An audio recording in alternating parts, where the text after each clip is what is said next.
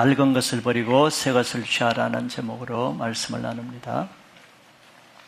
신앙생활의 목표는 변화에 있다고 할 수 있습니다. 그 변화의 목표는 예수 그리스도의 형상을 담는 것이죠. 그렇기 때문에 어쩌면 또 신앙생활의 가장 어려운 것 중에 하나가 변화라고도 할 수 있습니다. 누구나 변화되길 원하지만 또 변화가 쉽지 않지요. 옛것에 집착하는 사람들은 새 것을 원하지 않는 경향이 있습니다. 그래서 자신을 변화시키기를 거부하죠. 심지어 하나님께서 자기에게 새 일을 행하시는 것조차도 싫어할 때가 있습니다. 이런 사람은 자신의 삶에 주어지는 변화 자체를 부담스러워하기 때문에 그렇습니다. 왜냐하면 변화에는 그에 따른 갑지불과 불편함이라는 대가가 요구되기 때문이죠. 그래서 사람들은 어떤 일에 안정이 되면은 그것에 안주하려고 하지 새로운 것에 도전하려고는 잘하지 않습니다.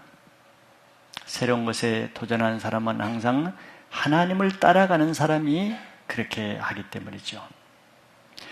우리가 믿는 하나님은 가만히 계시는 하나님이 아니죠. 그분은 창조주시요 권능자시기 때문에 날마다 새 일을 행하시는 분입니다. 베들레헴에 양을 치는 목동을 불러서 새로운 일을 행하시고, 갈릴리 바다에서 고기 잡아 평생을 살 수밖에 없는 어부들을 불러서 전혀 새로운 일을 맡기시는 분이죠. 하나님만이 이렇게 하실 수 있습니다. 그 하나님은 지금도 각 세대와 또 각 사람의 시대에 따라서 늘 새 일을 행하고 계십니다. 여러분들에게도 마찬가지예요. 늘 새 일을 하나님은 지금 계획하시고 여러분들에게 그것을 주시고자 또 예배 가운데 부르시고 계시죠. 그래서 우리는 그 하나님께서 우리에게 행하시는 새 일에 따라가는 삶이 곧 우리의 신앙생활이 되어야 되는 것입니다. 그 삶은 우리에게 늘 새로운 삶을 향한 변화를 요구하는 것이죠. 그래서 변화를 거부하거나 싫어하면은 신앙생활 자체가 스탑이 되는 거예요. 진행이 되지 않게 되는 것이죠. 바리새인과 세례 요한의 제자들은 하나님에 대한 열심은 대단했습니다. 그러나 이러한 하나님의 성품, 하나님이 우리를 향한 그 마음을 아는 것은 부족했죠. 그래서 예수님이 잔치하는 그 시간에 그들은 반대로 금식하며 슬퍼할 수밖에 없었던 것입니다. 하나님이 하시는 새로운 변화에 따라갈 수 없었기 때문이죠. 자, 오늘도 계속해서 예수님은 바로 이러한 바리새인과 또 세례 요한의 제자들의 이 문제가 무엇인지를 설명해 주고 있죠. 예수님만이 그들의 문제를 가장 잘 아실 뿐더러 그들의 문제를 해결하는 방법을 알고 계시기 때문입니다. 자, 우리 가운데도 오늘 이 말씀을 통해서 여러분들 하나님에 대한 열심도 있고 주일날 이렇게 예배도 참석하고 하나님을 섬기는 많은 봉사를 함에도 불구하고 내 삶에 변화가 없다면 신앙의 성장도 없고 하나님에 대한 가까이 나가는 것도 없고 내 인격의 변화도 없고 내 삶의 변화도 없다고 하면은 예수님이 이 문제를 가장 잘 아시고 이 문제를 해결하는 유일한 방법을 알려주시는 분이라는 것입니다. 그래서 오늘 이 예수님의 말씀을 통해서 우리들의 삶에도 새로운 변화된 좀 새롭게 되는 신앙의 전환점이 될 수 있는 기회가 여러분들에게 또 저에게 주어지기를 바라겠습니다. 지난주에 본 예수님이 예화한 본 것을 우리가 기억하면은 같은 맥락에서 또 예수님은 두 가지 예화를 더하고 있습니다. 오늘 먼저 그 중에 낡은 옷에 대한 비유로 또 그들의 문제를 말씀해 주죠. 결혼식 비유에 이어서 예수님은 생배 조각과 헌옷에 대한 비유로 더 반복해서 또 다른 측면에서 그들이 충분히 이해할 수 있도록 설명을 하십니다. 생배라 하는 것은 아직 사람이 한 번도 사용해 보지 않는 원단입니다. 그야말로 새로운 천이죠. 그에 비해서 낡은 옷은 그동안 사람이 많이 입어서 이제 닳아서 이미 수명이 다한 옷입니다. 그래서 그 낡은 옷도 한때는 새 옷이었죠. 한때는 생배 조각으로 만든 옷이었지만 그러나 시대가 달라짐에 따라서 그 옷은 이제 버릴 때가 된 것이에요. 자기 수명이 다한 그 옷입니다. 그런데 예수님은 이 비유로 낡은 옷에 생배 조각을 붙이는 자가 없다고 말씀하십니다.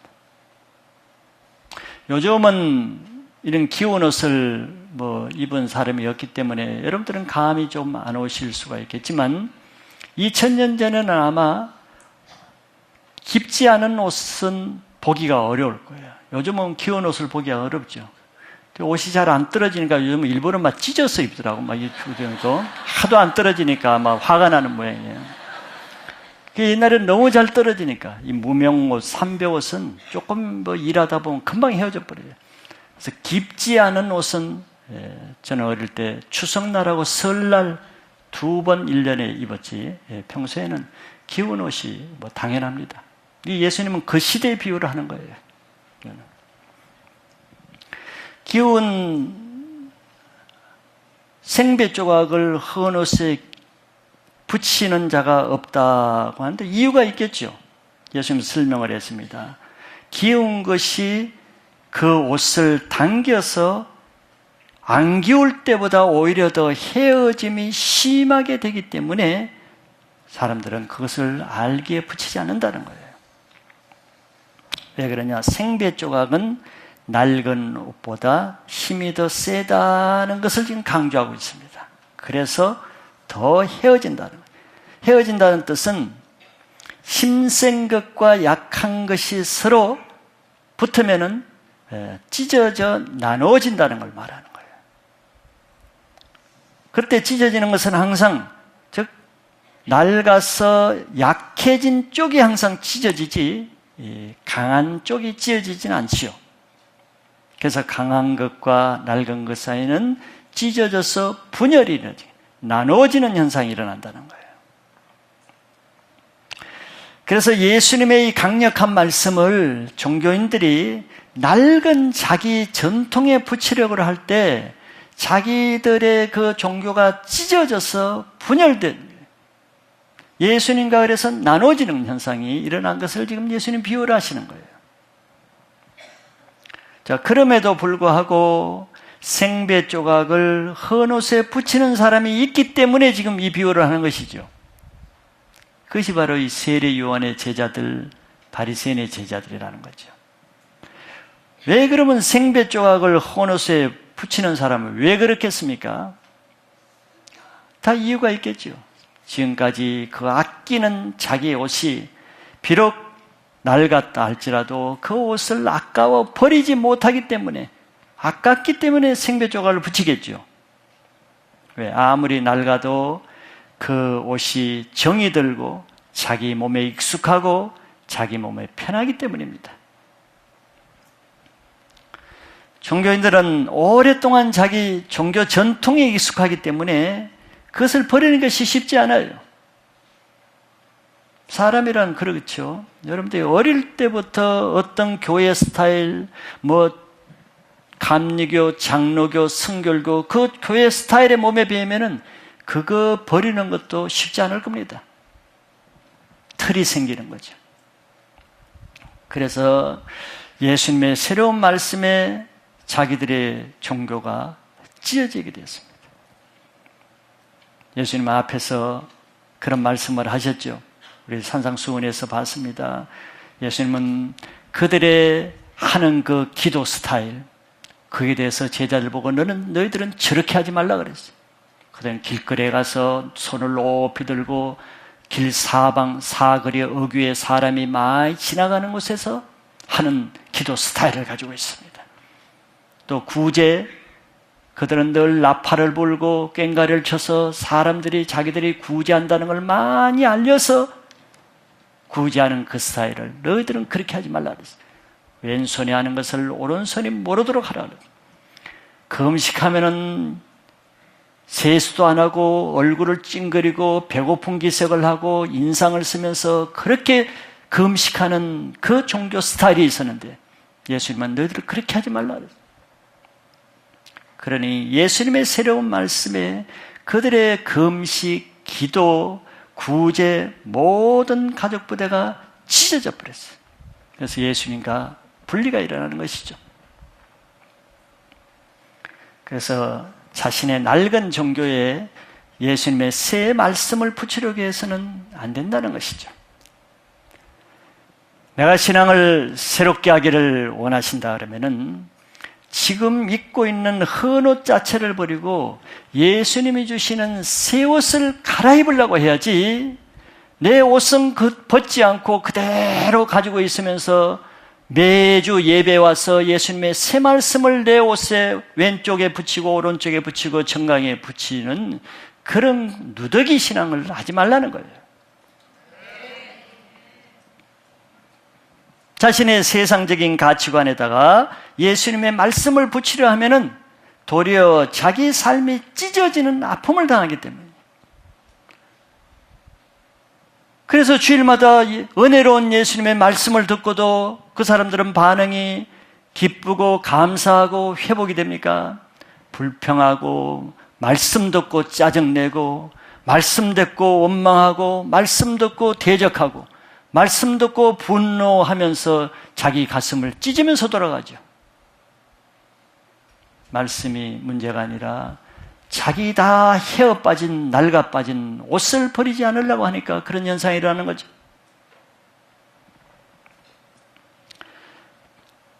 교회가 예수님의 아름다운 천 조각을 많이 모아다가 붙인다고 아름다운 교회가 되는 게 아니에요.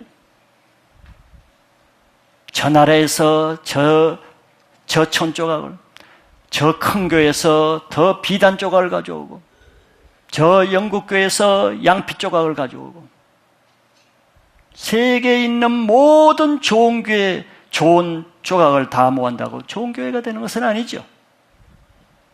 그럴수록 그 교회는 더 찢어지는 아픔을 당하게 된다는 거예요.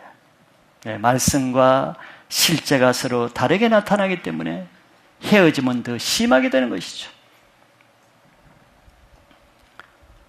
세상의 스펙을 쌓기를 경쟁하는 것처럼 신앙을 여기서 조금, 저기서 조금, 여기서 좋은 것, 저기서 좋은 것, 좋은 영적인 스펙을 구비한다고 해서 내 신앙이 좋아지는 게 아니에요.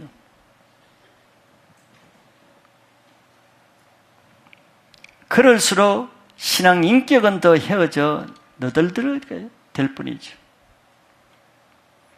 왜 자기가 모은 성경 지식, 세미나에서 받은 것, 부흥에서 받은 것, 다른 데서 받은 것, 그 지식과 실제 자기 인격 사이의 갭으로 인해서, 불일치로 인해서 자기 삶이 더 황폐하게 되는 거죠. 내 몸에 좋은 것을 붙인다고 해서 좋은 옷이 되는 것이 아니라는 거예요. 현재 내가 입고 있는 나의 낡은 옷이 문제죠. 낡은 내 신앙에 아무리 좋은 말씀이 주어져도 그것은 오히려 내 삶을 찢는 역할을 하는 거예요. 생배조각 같은 예수님의 생명의 말씀이 오히려 종교인들에게는 그들의 신앙을 찢어지게 하고, 세리와 창기들에게는 그들의 생명이 풍성하게 하는 반대적인 역할을 하게 되는 거죠. 즉 생배 조각 자체는 매우 좋은 것이긴 해도 헌 옷을 입고 있는 사람에게는 오히려 자기를 무너뜨리는 고통거리가 된다는 것입니다. 인격이 안 된 사람, 상처가 많은 사람, 왜곡된 사람에게 하나님의 은혜로운 말씀이 은혜롭게 들리는 것이 아니라 분노하게 만들고 자기 영혼을 찢는 역할을 하죠. 그래서 말씀을 대적하는 것입니다. 아무리 좋은 진주라도 귀부인에게 주어지면 진주가 빛을 발하지만 돼지에게 진주를 던지면은 오히려 그 돼지는 돌이켜 핥히고 진주를 준 사람을 상하게 하고 대적하는 것이죠. 바리새인들은 예수님의 말씀을 들을 때마다 자기 마음이 찢어지기 때문에 늘 그들은 분노로 나타냈습니다. 늘 화를 내고 정죄하고 고소하려고 그래요. 귀가 할례받지 못한 사람은 하나님의 말씀이 자기에게 은혜로 들리는 것이 아니고 욕으로 들린다고 예레미야에서 말씀하고 있습니다. 잠언서 23장 9절에 이런 말씀이 있어요. 미련한 자의 귀에 말하지 말지니 이는 그가 내 지혜로운 말을 업신여길 것임이라. 지혜로운 말은 지혜로운 말을 들을 수 있는 사람에게 주어질 때 지혜롭게 나타나지만 미련한 자라는 것은 하나님을 무시하는 자예요. 교만한 자를 말하죠. 미련한 자에게 하나님의 지혜로운 말씀을 하면은 그 말씀이 업신여김을 당하게 된다는 거죠. 예수님이 아무리 좋은 새 포도주, 생배 조각 같은 말씀을 종교인들에게 주었으나 그것은 그들에게 무익했어요. 그렇기 때문에 우리는 신앙생활의 핵심은 생배 조각을 많이 모으는 데 열심을 낼 것이 아니라는 것이죠. 생배 조각을 모은다고 내 인생이 생배와 같은 인생이 되는 것이 아니라는 것이죠. 그보다는 먼저 자기가 입고 있는 너덜거리는 헌 옷을 버리는 데 힘써야 된다는 것입니다. 특별히 오랫동안 종교 생활을 많이 한 사람일수록 버릴 게 많아요. 장롱에 쌓아둔 많은 헌 옷들을 버리는 일을 해야 그 집이 새롭게 되는 것입니다. 스가랴서 3장 3절 4절에 이런 말씀이 있습니다. 여호수아가 더러운 옷을 입고 천사 앞에 서 있는지라 여호와께서 자기 앞에 선자들에게 명령하사 그 더러운 옷을 벗기라 하시고 또 여호수아에게 이르시되 내가 내 죄악을 제거하여 버렸으니 내게 아름다운 옷을 입히리라 하시기로. 여기 여호수아는 대제사장입니다. 대제사장은 아마 이 지상에서는 가장 거룩한 신분이고 또 그가 대제사장이 입고 있는 옷은 이 땅에서는 가장 거룩한 옷입니다. 왜냐하면 대제사장은 1년에 한 차례 대속일날 지성소에 들어가야 돼요. 그런데 지성소에 조금이라도 죄가 있으면 그 안에서 죽임당합니다. 그래서 대제사장이 지성소 안에서 역사적으로 죽은 대제사장이 꽤 많습니다. 그래, 얼마나 지성소에 들어가기 전에 자기를 정결케 하고 옷을 깨끗이 하겠어요. 그런 대제사장임에도 불구하고 하나님 앞에, 천사들 앞에 여호수아 대제사장이 설 때는 하나님 보시기에는 더러운 옷이라 그랬어요.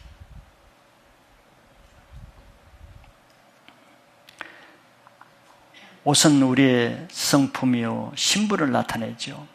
우리의 옷이 더러워지는 것은 죄입니다. 그래서 4절에 보면은 하나님이 이렇게 말씀하시죠. 자기 앞에 선자들에게 명령하사 그 더러운 옷을 벗기라 하시고 또 여호수아에게 이르되 내가 내 죄악을 제거하여 버렸으니 내게 아름다운 옷을 입히리라 하시고 죄악을 제하여 버렸다. 그 죄가 여호수아의 옷을 더럽게 했기 때문에 죄악을 제하여 버려 후에 하나님이 아름다운 옷을 입게 하셨다.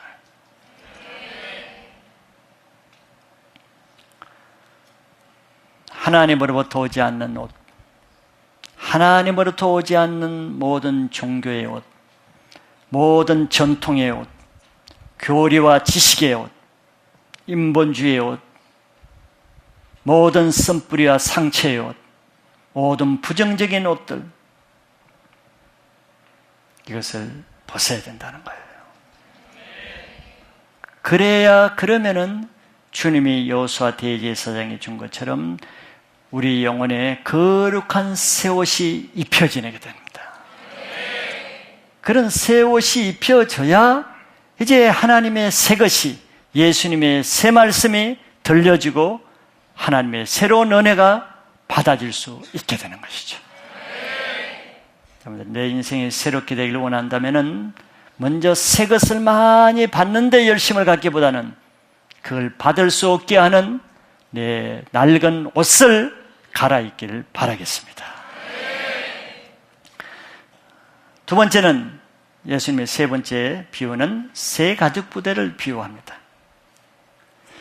예수님은 새 포도주를 낡은 가죽 부대에 넣지 않는다고 말씀하시므로 이것은 종교인들의 문제가 흙 가죽 부대에 있다는 것을 지적하시는 거죠.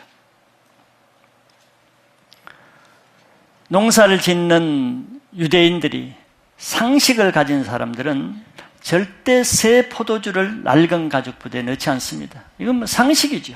특별한 지식이 아니에요. 그래서 예수님은 이 상식적인 비유를 말씀하시는 거죠. 왜 넣지 않는가? 그러면은 부대가 터져서 포도주도 쏟아지고 부대도 버리게 되는 것을 그 유대인들 농부들은 알기 때문이죠. 자, 이 비유 역시 같은 원리입니다. 즉, 강한 것에 의해서 약한 것이 터지게 되고 새 것에 의해 낡은 것이 찢어지게 되는 같은 원리인 것이. 즉, 강한 것과 약한 것, 능력이 있는 것과 능력이 없는 것을 비유로 설명하고 있습니다.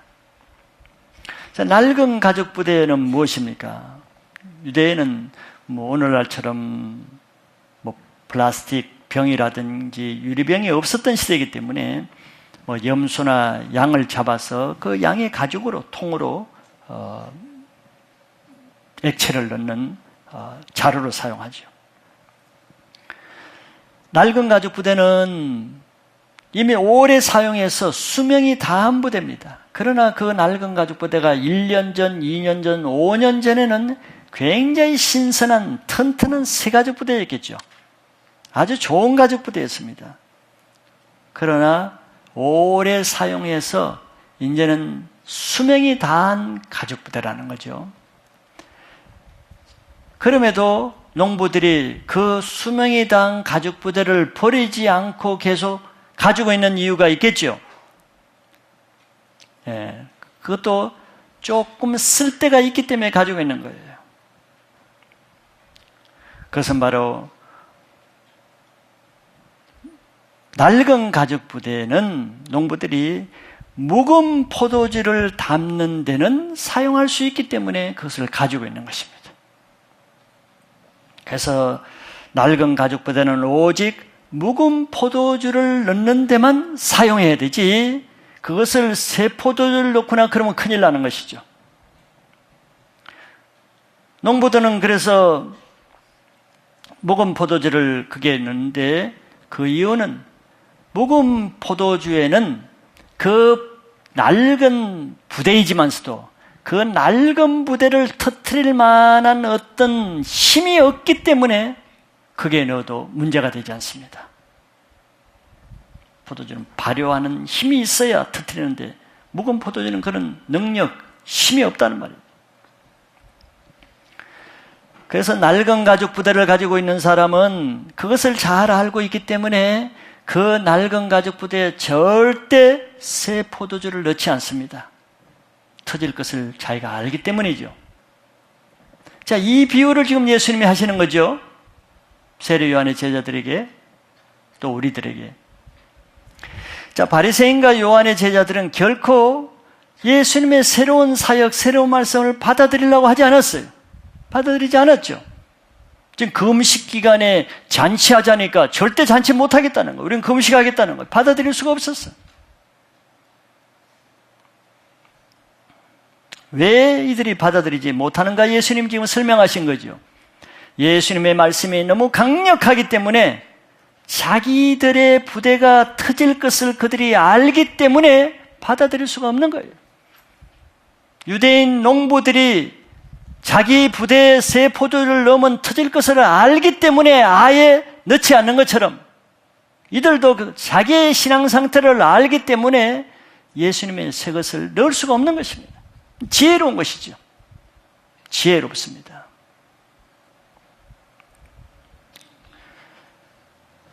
예수님 말씀이 너무 강하다는 걸 아는 것이죠.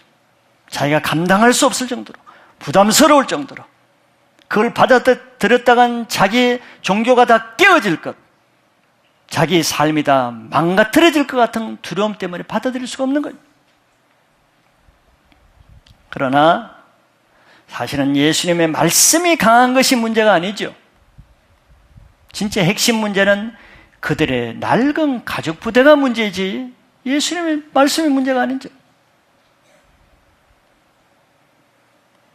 그래서 낡은 가죽 부대를 가진 사람은 묵은 포도주를 선호하고 좋아할 수밖에 없는 이유가 여기 있는 거예요. 예수님은 그것을 잘 알고 계셨죠. 누가복음 5장 39절에 예수님이 이렇게 또 설명을 자세하게 더 하셨습니다. 묵은 포도주를 마시고 새 것을 원하는 자가 없나니 이는 묵은 것이 좋다 함이니라. 너무 정확한 말씀이죠. 요즘은 다 건강에 관심을 가지고 웰빙, 올게닉, 자연식, 무공해 신경을 많이 씁니다. 지금 신경 쓴다고 그게 잘 안 되는 이유는 내가 오랫동안 조미료와 설탕으로 된 음식에 길들여진 혀를 가진 사람은 집에서 웰빙으로 조미료 하나도 넣지 않고 다른 설탕 하나도 넣지 않는 웰빙 식당을 만들었다고 해도 그 사람은 그걸 오히려 불평합니다. 맛없다고 짜증내고 불평하고 그냥 내쫓이고 조미료 음식이 역시 그래도 더 낫다고 밖에 나가서 사 먹으러 나가요. 오랫동안 입에 맛이 배었어요. 이전 것이 더 낫다는 거예요. 묵은 것이 더 낫다는 것입니다. 이와 같이 신앙도 내가 오랫동안 말씀을 혼적인 지식으로 아주 이제 습관이 된 정도로 말씀을 지식으로, 이론으로, 혼적으로 들어서 배인 사람은 내가 이제부터 새로운 성령으로 새로운 신앙을 하고자 할 때 영의 말씀을 받아들이는 것이 매우 힘들어합니다. 어렵기도 하고 힘들기도 하고 고통을 느끼죠. 한 번 처음부터 종교 생활에 맞들인 사람은 영적인 말씀보다는 묵은 지식과 교리가 더 맛이 낫다고 생각하기 때문에 그러죠. 그래도 이전 것이 낫다는 거예요. 변화되지 않는 사람은 다 변화되지 않을 만한 충분한 이유와 논리가 있습니다. 저주는 참새에 뜯어놓은 것처럼 우연히 생기지 않는다고 성경이 말하고 있죠.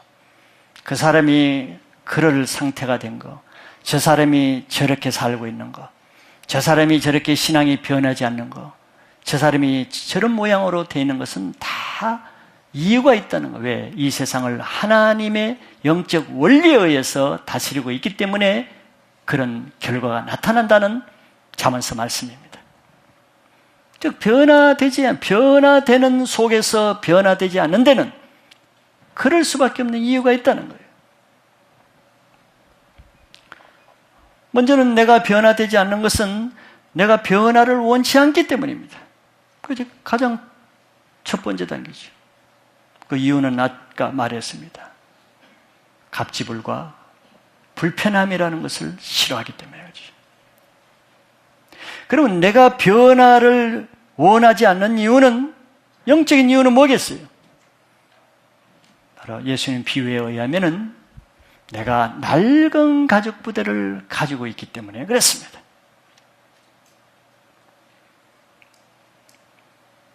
새 포도주를 먹을 수 없는 이유는 묵은 포도주에 길들여져 있기 때문이라는 거예요.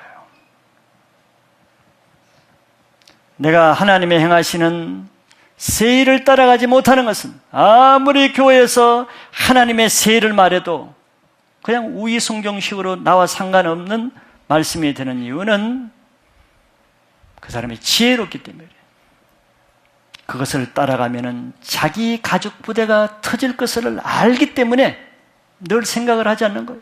바리새인들이 아예 예수님 말씀을 받아들일 생각을 안 한 것처럼 변화되지 않는 사람은 그걸 아예 받아들일 엄두를 내지 않습니다. 왜?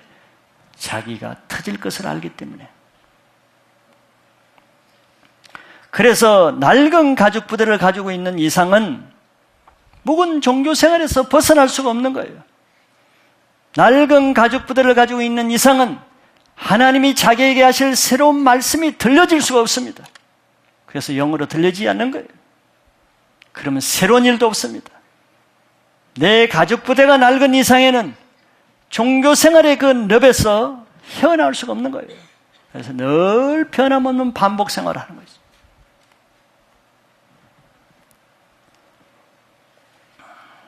그런 사람은 우리 이제 오늘부터 우리 교회 알아가기 15기가 시작되는데 사람들이 처음 오면은 다 새로운 각오를 하잖아요. 그리고 15기 수료식 때는 이제는 새롭게 신앙하겠다고 각오가 대단합니다. 또 잠시 동안 변화되는 삶을 살아요. 열심히. 그러나 얼마 가지 못해 다시 돌아갑니다. 옛 종교로 돌아가고 옛날 그 묵은 스타일이 나오고 묵은 습관들이 나오고 묵은 지저분한 것들이 나오고 갑질과 불편함을 계속 감당하지 못할 때는 그 시로 스탑이 되는 거예요. 옛 것이 낫다 하더라. 왜냐하면 예전 묵은 몇십 년 동안 묵은 자기 종교 스타일이 새 것보다는 당연히 더 편하고 익숙하고 자기가 잘할 수 있는 것이기 때문에 그렇죠.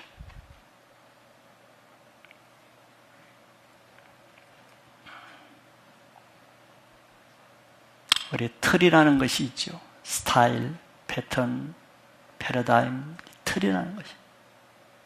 틀이 없는 사람은 없겠지만 일단 내가 어떤 틀을 가지면은 좋은 것일 수 있겠지만 그 틀을 갖는다는 것은 자기 인생을 이미 그 틀 안에 스스로 집어넣는다는 뜻과 같은 거예요. 자기가 스스로 그 틀 안으로 기어 들어가는 것입니다. 그러면 그 틀 밖을 나오질 못하죠. 틀 밖을 나오는 것은 자기 인생이 깨지는 두려움 때문에 나오지 못합니다. 왜? 자기가 틀을 만드는 대로 자기 인생이 되는 것입니다. 좁은 틀, 큰 틀, 세모난 틀, 네모난 틀. 패러다임이 자기 인생을 완전히 가두는 족쇄가 되는 거예요. 그래서 틀이 강한 사람이 변화되지 않지요. 틀 안에서 나오지는 못하는 거예요. 바리새인들은 강한 바리새라는 자기 틀을 가지고 예수님도 보고 하나님도 보고 율법도 보기 때문에 그걸 벗어날 수가 없어요. 틀이 있으면 모든 것을 그 틀로 판단하거든. 저 더 알아듣기 쉽게는 내가 검은색 안경을 쓴다고 합시다. 검은색 안경을 쓰면은 상대방이 아무리 하얀 거라고 줘도 계속 판단하는 거예요. 검다는 거예요. 왜? 하얀 걸 달라니까 검은 걸 주는 거예요. 빨간 걸 줘도 늘 검다는 거예요. 그 틀을 못 벗어나는 거예요. 틀이 강한 사람일수록 강한 게 정죄, 판단, 이론이 강하게 발전한 이유가 바로 틀은 자기의 그 이론과 자기 방어막을 형성하는 거예요. 그 틀의 시작은 가인의 애녹성에서 시작되는 거예요.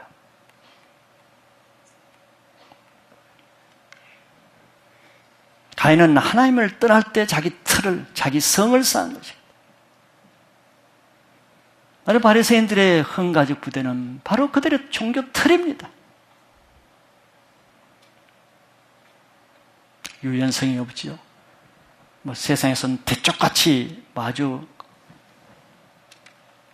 옳은 정의라고 생각하지만 성경에 보면 바리새인들이 굉장히 정의롭게 보이죠. 속는 것입니다.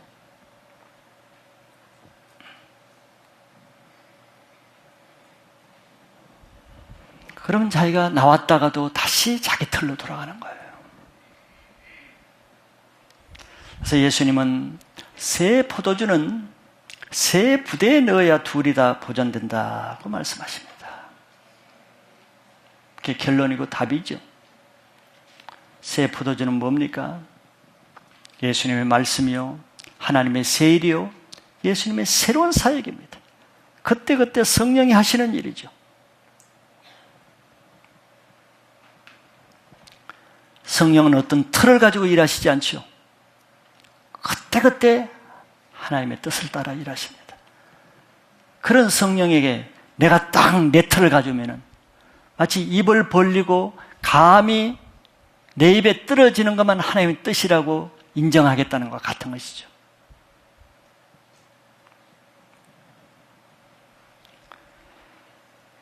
예수님의 새로운 말씀은 새로운 가족 부대를 가진 사람에게만 주어질 수 있는 것입니다.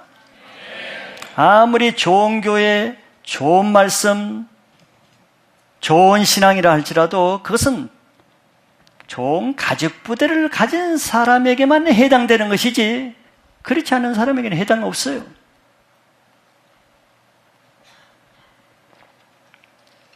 그렇기 때문에 예수님의 새로운 말씀을 받지 못하는 것은 이미 자기 가족 부대가 수명이 다 된 상태라는 것을 알아야 됩니다. 내가 매주 예배를 드리지만 예수님의 새로운 말씀이 들리지 않는다는 것은 이제 그 가족 부대를 버려야 될 때가 왔고 새 가족 부대가 필요하다는 하나의 경고 사인이라고 들려야 되는 거예요.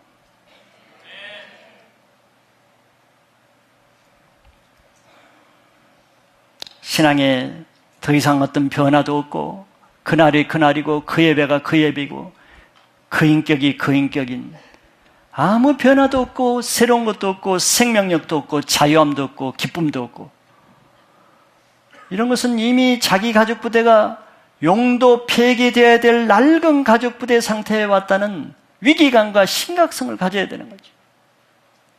내가 신앙을 하는 만큼 인격의 변화가 일어나죠. 예수 그리스도의 형상을 닮아서 교만한 인격이 겸손하게 조금 변하기도 하고 혈기 있는 인격이 온유하게 변하기도 하고 남 판단 정지하는 인격이 남을 용납하고 포용하는 너그러운 인격으로 변하기도 하고 그 다음에 믿음이 적은 좁쌀 같은 믿음이 큰 믿음이 바뀌기도 하고 담대하기도 하고 항상 염려, 걱정, 두려움에 그 바닥에 깔린 믿음이 하늘에 올라가는 믿음이 되고 그 다음에 하나님이 계시는지 아는지 의심이나 하고 이런 바닥새에서 하나님과 점점 친밀하게 가까운 가운데 하나님의 장막에 올라가기까지 주님과 관계가 더 가까워지기도 하고 이런 변화가 있는 것이 참 포도, 새 포도주를 마시는 사람에게 나타나는 열매입니다.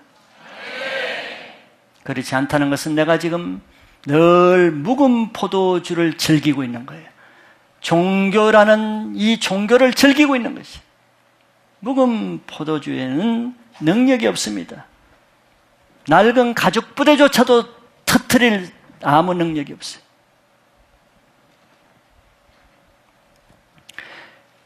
에베소 4장 22절에서 24절 말씀은 사도 바울의 편지죠.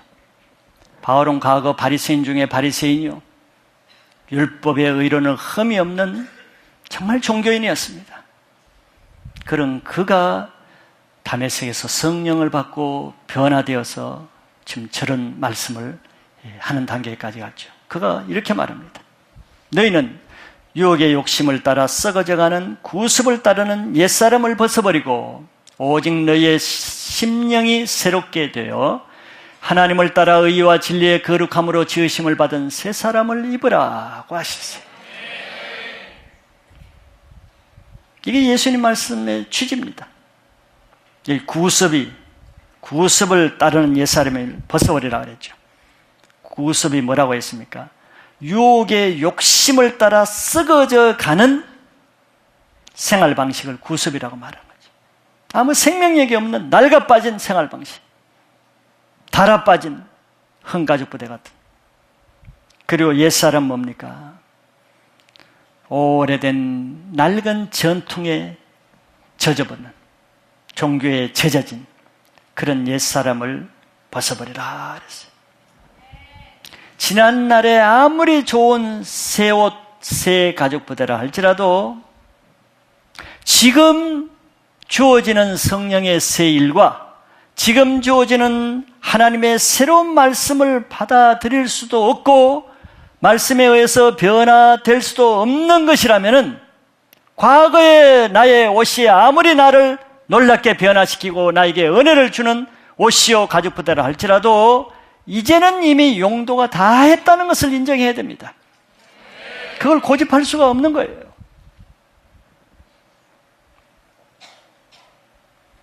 자기에게 한번 형성된 그런 패러다임 틀을 바꾸는 것은 쉽지가 않습니다. 우리 안에는 다 신앙이 변화되지 않는 데는 그 속에 이런 구습의 옛사람이 아직 박혀 있는 거예요. 낡은 가죽부대, 굳어있는 완고한 가죽부대, 교만하여 비판적인 가죽부대, 용서하지 못하고 판단하는 가죽부대, 이런 모든 가죽부대라가 하나님의 새로운 말씀을 받지 못하게 하는 거죠.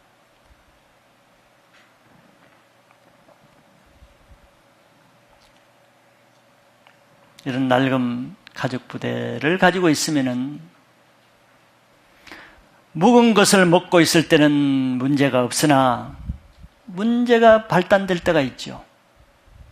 바로 새 포도주를 먹어야 될 때는 이제는 거기에서 문제가 되죠. 예수님이 없을 때는 종교인들은 아무 문제 없었습니다. 묵은 전통대로 그대로 해와도 종교에 아무 문제가 없었어요. 그러나 예수님이 오셔서 새 말씀, 새 사역을 할 때 그들은 터졌습니다. 분노를 하고 판단하고 고소해서 결국 십자가에 죽이는 거죠. 내가 검은 안경을 쓰고 있고 내가 낡은 가죽 부대를 가지고 있으면은 늘 우리는 하나님을 대해서 하나님의 사람을 정죄하고 고소하고 판단해서 죽이는 역할, 죄의 도구로 쓰임 받는다는 것이 낡은 가죽 부대가 가지는 큰 재앙이 되는 거예요. 이게 아니라 나 혼자 내가 알아서 하는데 문제가 될 거 없죠. 그러나 하나님 앞에서는 심각한 문제가 되는 것이죠. 늘 판단하고 정죄하고 대적하고 분노하는 사람이 누군가 보세요. 낡아 빠진 가죽 부대를 여전히 가지고 있는 사람이에요. 갈라디아서 4장 29절에도 육신에 속한 자가 성령에 속한 자를 핍박한다. 이제도 그러하다 그런 거예요. 내가 변화되지 않는 자체는 문제가 안 되는 것 같지만 하나님의 일을 대적하고 정죄하고 판단하는 죄의 도구로 쓰인다는 것이 문제죠.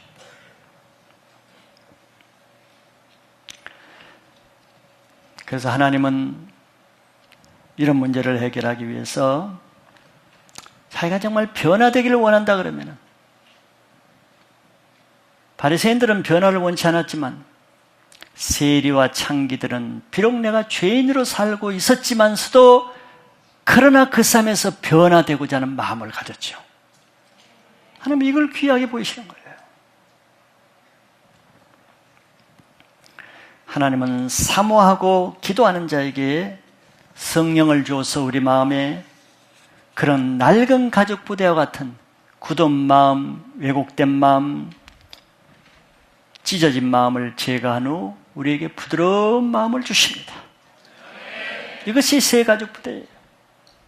그 부드러운 마음은 겸손하고 온유하며 자비하며 남을 용납하고 사랑으로 섬기는 예수 그리스도의 마음이죠.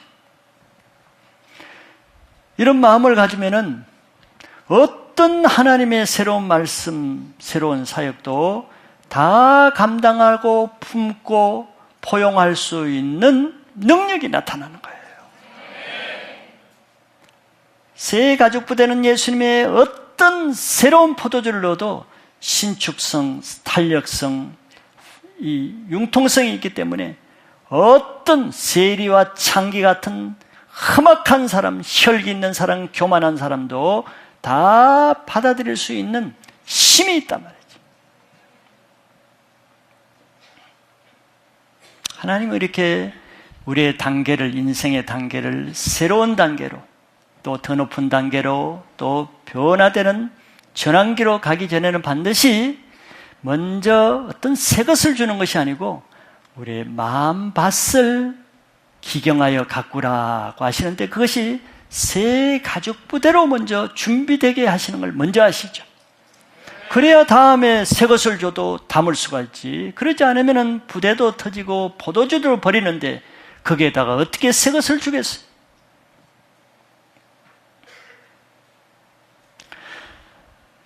예수님은 갈릴리에서 고기를 잡는 베드로를 참 어부의 인생에서 12 사도의 수제자로 그 인생을 변화시켰습니다. 유대인들 중에서 정말 수제자의 직분을 감당했죠. 근데 하나님은 그런 베드로라 할지라도, 어부에서 사도만 된 것만 해도 대단한 변화지만서도, 또 하나님은 시대와 또 하나님의 경륜에 따라서 베드로를 또 다르게 쓰시기 위해서는 또 베드로를 미리 준비하는 거예요. 준비시키는 거죠. 사도행전 10장에 보면은 베드로가 기도 시간에 기도하러 지붕에 올라갑니다. 요바에서 있었던 사건이죠. 그때 하나님이 베드로를 준비시키되 새 일을 새 일을 보여주시죠. 새 포도주란 말이죠. 이전의 전통으로 답습해 것이 아니고, 그는 바로 하늘에서 네 귀가 달린 보자기가 내려오면서 그 안에 기는 것, 네 발 달린 짐승들이 그 안에 있었습니다. 왜 하나님이 잡아먹으라? 이런 베드로에게 새로운 일이에요. 새 포도주예요. 왜 이전의 율법에서는, 레위기에서는 이런 짐승을 잡아먹으면 안 되게 돼 있어요. 부정한 짐승이에요. 베드로는 유대인의 사도의 가죽 부대를 가지고 있습니다. 그는 신약시대 복음서에서는 좋은 가죽 부대였어요. 예수님이 하나님의 유대 잃어버린 하나님의 양액으로 가고 이방인으로 가지 말라 그랬거든. 베드로가 성령 받기 전에는. 그때는 베드로의 가죽 부대가 새 거였어요.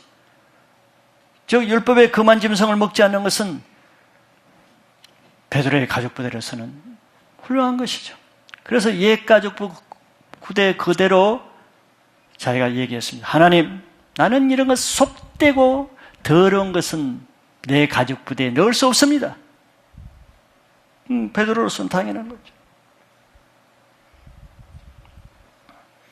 그 가죽 부대가 예수님과 함께 따라다닌 3년 동안은 굉장히 좋은 가죽 부대였지만, 이제는 새로운 예수님이 성천하시고 성령의 시대에 와서는 이제 그 가지고 안 되죠.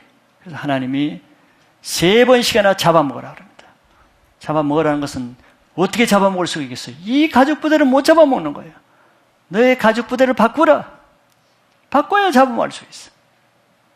하나님이 내가 거룩하게 한 것을 왜 속되다고 하느냐. 중요한 말씀이죠. 네 가죽 부대로 볼 때는 계속 속되다는 거예요.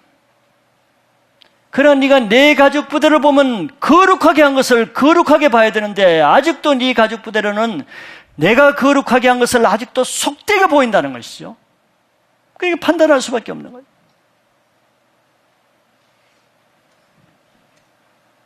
변화가 요구되는 것이죠. 쉬운 일이 아닙니다. 갑질이 필요하고 불편함이 필요하죠.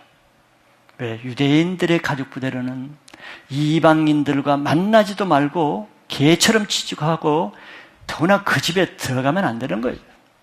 옛날 가족 부대로서는. 근데 하나님이 지금 스스로 하나님이 자청해서 이방인들을 잡아먹으라는 거죠. 영적으로. 베드로가 변화되지 않았으면 그는 일개 유대인의 사도로서 자기 틀 안에 갇힌 그냥 조그마한 사도로 살다가 그냥 싸그러졌을 거예요. 하나님의 세일에 따라가지 못하고. 그러나 베드로는 그 환상에 올라간 후에 깨닫고 나서 정말 자기 옛 틀로서는, 옛 유대인의 틀 가족 부대로서는 도저히 금기시대는 할 수 없는 그것을 자기가 갑지부를 하고 이방인 고넬료 백부장 집에 갔어요. 이방인 집에 스스로 들어가서 사도가. 그래서 그 하나님의 말씀에 순종해서 예배를 드리고 말씀을 했더니 하늘로부터 그 자리에 즉시 성령이 내렸다고 했어요. 베드로의 지경이 넓어졌죠. 그래서 베드로는 최초의 이방인의 사도가 된 것입니다. 이게 가족부대의 성격입니다.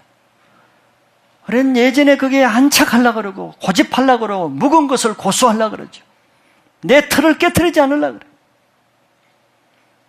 내가 지금까지 해왔던 것이 최고예요. 다 낡아 빠져도 그 옷에다가 요새 현대 거 좀 붙이려고 그러지 옷을 벗어버릴 생각을 하지 않아요.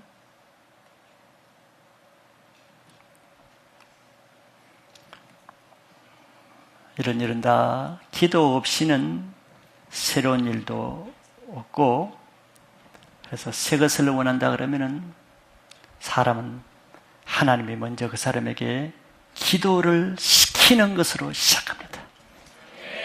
기도를 시키는 사람이 있죠. 갑자기.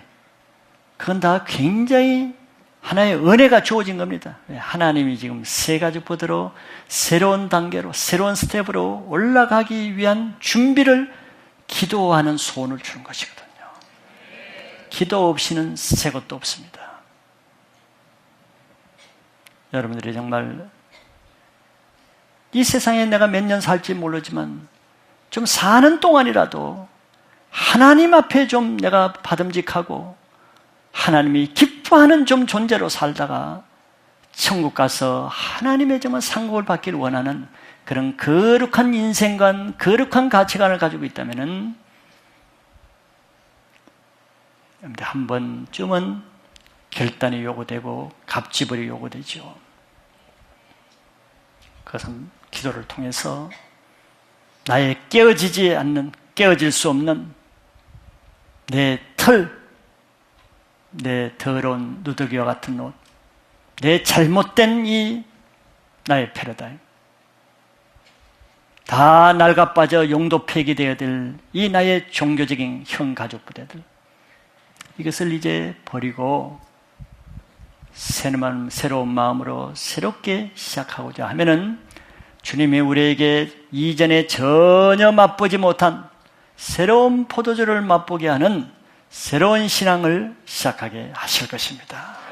여러분들이 다 그런 대열에 참여해서 하나님의 장막에까지 올라가는 좀 높은 차원의 신앙을 할 수 있기를 축복합니다.